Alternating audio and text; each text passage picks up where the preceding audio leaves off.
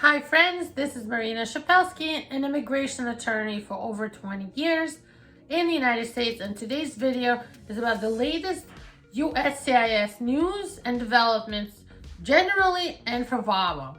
Before I get into it, I ask you to please subscribe to our channel, hit that little bell down below, and let us know you like our videos.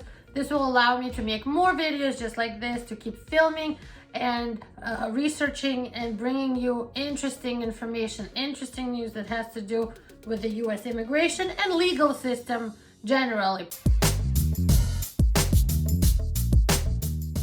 The latest news of this week is that USCIS and Department of State released this interagency strategy for promoting naturalization, for promoting U.S. citizenship. Through our history, United States has always welcomed immigrants with open arms from all over the world. Even you guys probably know about the poem on the bottom of the Statue of Liberty that says, "Give me, you're tired, you're poor," and all that by Emma Lazarus. Immigrants have helped shape and define our economy. There are a lot of people out there that have green cards and still haven't become U.S. citizens. They still haven't naturalized.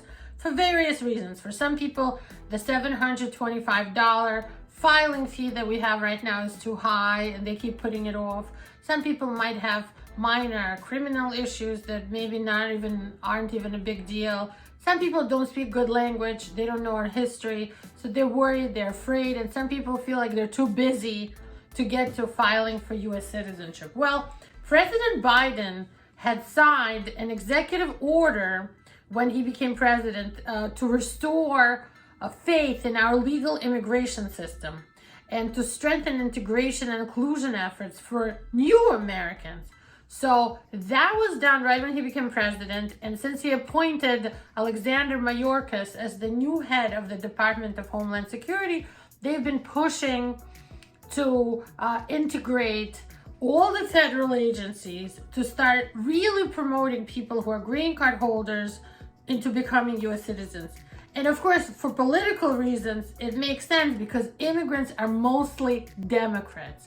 So if you push those immigrants to become U.S. citizens, of course, there's going to be more Democrats voting in 2024 when Biden wants to be reelected, or for anything Democratic in the primaries or midterm elections.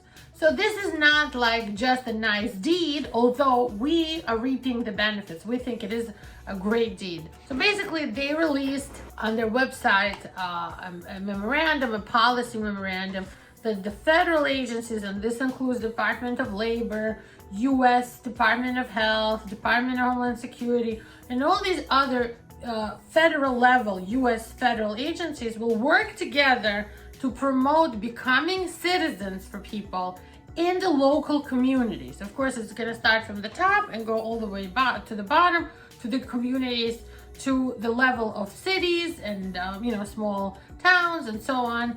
And they will help educate, give funds and resources for people to study for the citizenship exams. They will basically get the word out there.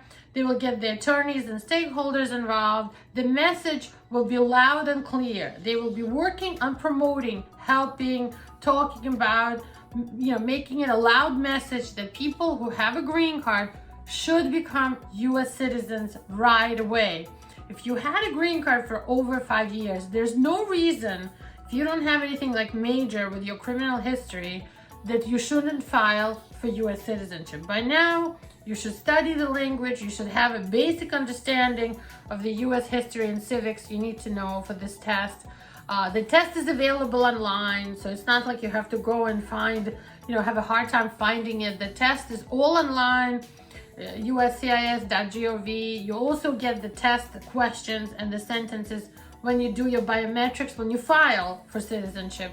So all the federal agencies are going to really push for and give money and funding and attention and messaging to the idea of promoting naturalization for new Americans. So that's the news of this week, and it's a good piece of news because it shows that this new administration is really interested in welcoming immigrants, making it good for them and easy to become citizens, And I hope that that means that there's better news coming for immigrants, for, like who are filing for asylum and green cards and things like that.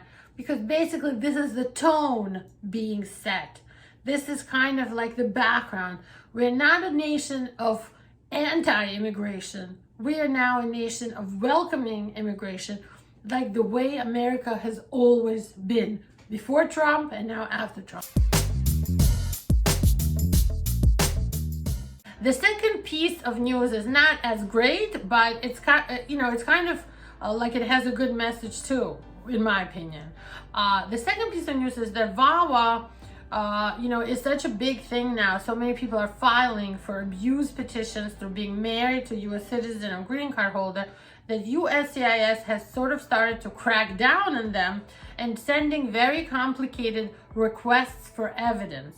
And that means that actually the things they ask for really should be done with every VAWA application, and we do it for our clients.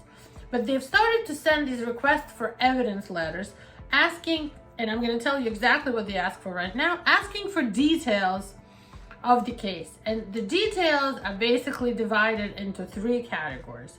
First of all, focusing on proving the relationship to the abusive spouse.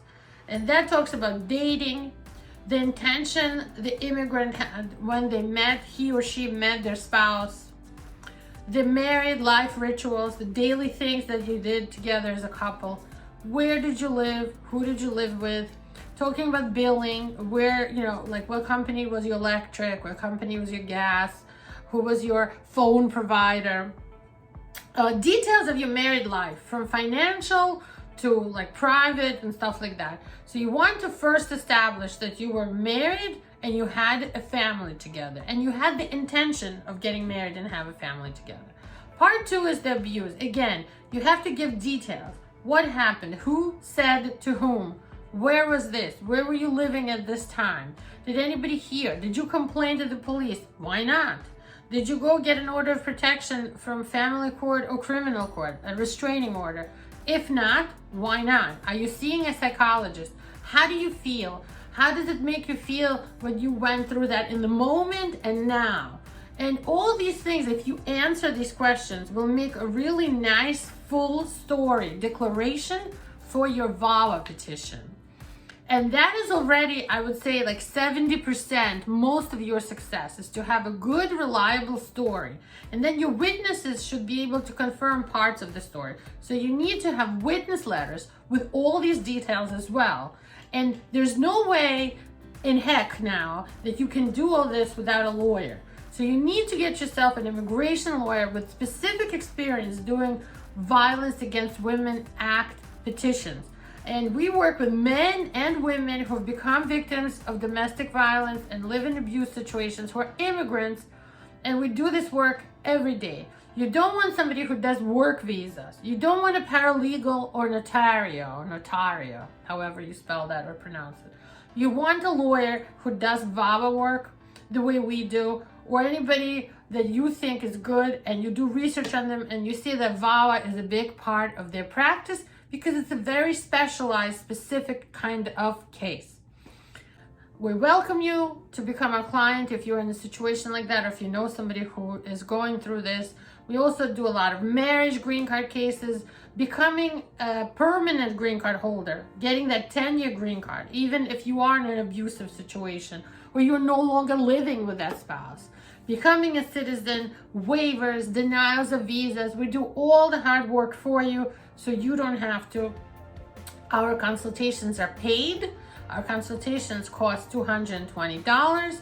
We invite you to call and schedule. We can work with you in another state by video or Zoom. If you're in New York or New Jersey, come on down. We'll be happy to see you in person. We have reopened our offices after COVID, and we'll be happy to help solve your immigration puzzle. Stay tuned for more videos like this. I'm Marina Shepelsky from Shepelsky Law Group.